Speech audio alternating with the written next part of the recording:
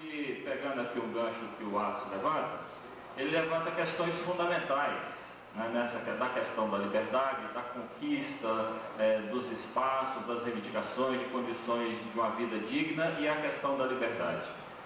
Isso já tinha sido levantado por Marx há muitos anos atrás, diria quase 150 anos atrás, né?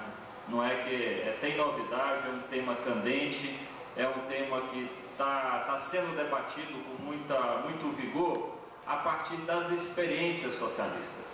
Não é? Quer dizer, os maiores interessados, os críticos mais radicais sobre as experiências socialistas são justamente os marxistas, porque eles estão interessados em fazer uma crítica profunda e radical dessa experiência para aprender com os ensinamentos e com os erros.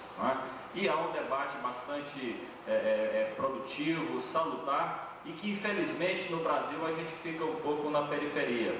Esse debate em vários países, né, principalmente países europeus, é um debate extremamente aprofundado. E nós recebemos aqui algumas informações, apesar de toda a globalização, não é? Que nós temos o limite do poder aquisitivo, o limite de viagens, e às vezes até o limite da língua, né, que nos impede de participar mais diretamente. Né?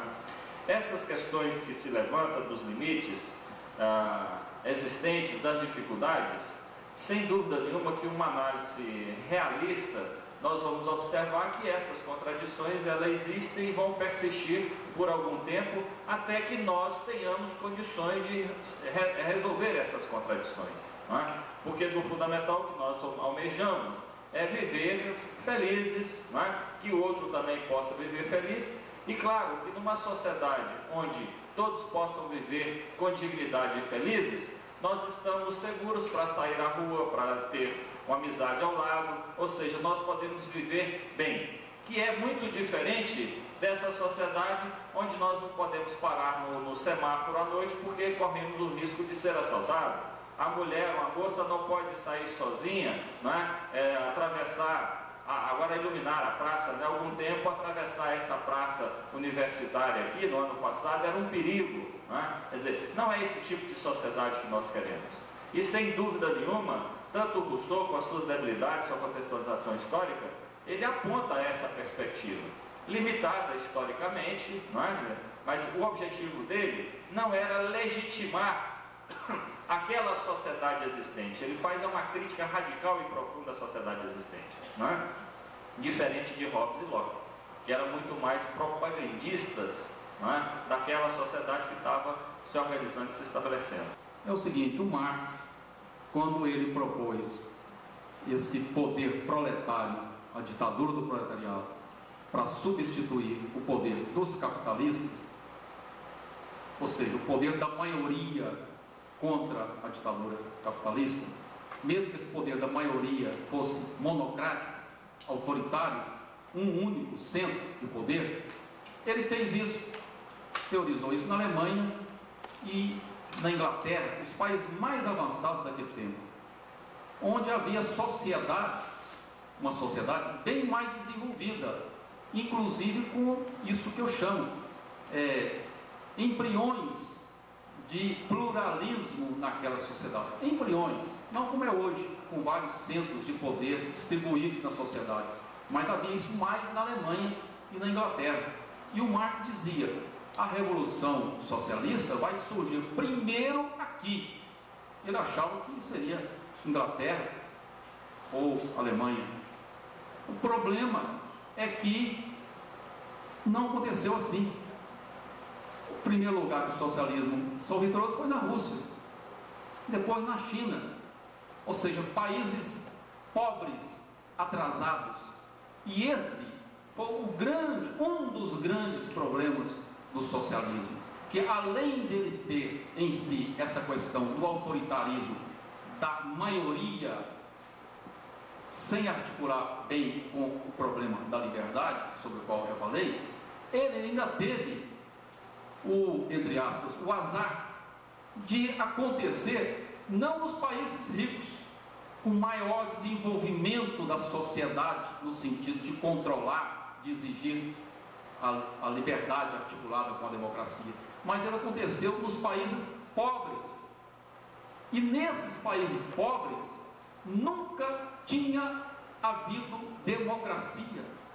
Nunca a sociedade tinha se organizado e exigido democracia, controlado o Estado. Na Rússia, 300 anos de ditadura, na Rússia, na época do czarismo, na China era o reinado dos mandarins, etc. Não havia democracia. Então, o problema do socialismo, do marxismo, que além de ter aqueles problemas internos que eu já coloquei, ele ainda vai ser aplicado num país atrasado, e ali vai ser reforçado o aspecto autoritário dele. Por quê? Porque a sociedade não participou efetivamente da revolução. Quem dirigiu a revolução na Rússia não foi o proletariado organizado junto com os camponeses maciçamente, nem isso foi o partido bolchevique liderado pelo Lenin, muito de forma elitista. Por isso, e eu dizia hoje de manhã, que uma grande mulher na Alemanha questionava isso, que era a Rosa Luxemburgo. A Rosa Luxemburgo dizia para o Lenin: Lenin, você é um autoritário, você é um elitista, você quer que o partido seu, o partido bolchevique, seja um partido pequeno, dirigindo a massa. Você acha que a ciência brota é da cabeça dos intelectuais? Você, Lenin, é como um guarda noturno que fiscaliza tudo. A Rosa Luxemburgo dizia isso para o Lenin, que estava construindo o socialismo naquele lugar. E ela tentou fazer um outro movimento na Alemanha. Ela dizia: Lenin, a ciência brota é do proletariado em movimento, não é da cabeça de intelectuais. É a ação das massas e a reflexão que vai levar a ciência. O socialismo vai ser construído de baixo para cima, não de cima para baixo, como você está falando, querendo fazer na Rússia. Por que a Rosa Luxemburgo dizia isso? Porque ela era da Alemanha, e a Alemanha é uma sociedade muito mais aberta, de poder distribuído, do que na Rússia, centralizada, de cima para baixo. Só que aconteceu o seguinte: exatamente porque a Alemanha era mais desenvolvida, a Revolução Socialista não conseguiu ser vitoriosa, porque a sociedade ela tinha outras alternativas para resolver o seu problema econômico, de comer, vestir, etc. Então, resultado da Rosa Luxemburgo, foi assassinado.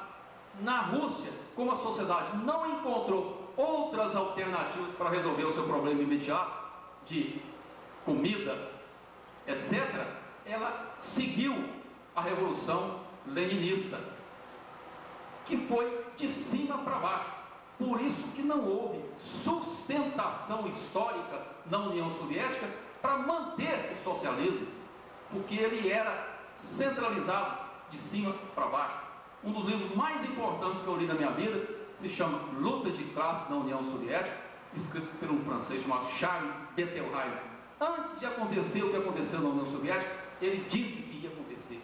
Ele mostrou que todo o processo na Rússia foi um processo de cima para baixo, elitista. As massas trabalhadoras na Rússia, na verdade, não eram socialistas. Elas queriam era pão, elas queriam era terra, elas queriam era paz. Elas não queriam propriamente o socialismo.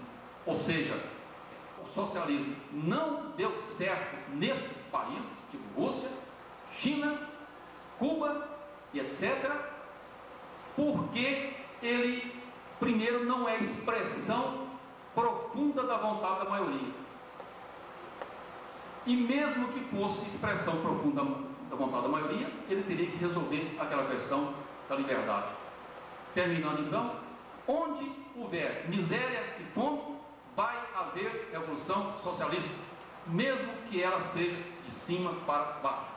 Onde as classes, as elites, descobrirem que é preciso fazer reforma agrária, melhorar o salário, distribuir renda e ter políticas sociais, é para isso que o capitalismo produziu Keynes, política social, distribuição de renda, aí dificilmente vai acontecer uma revolução socialista, porque as massas têm outras opções no sentido de resolver os seus problemas econômicos mais prementes. Com um grande prazer estar com vocês, muito obrigado.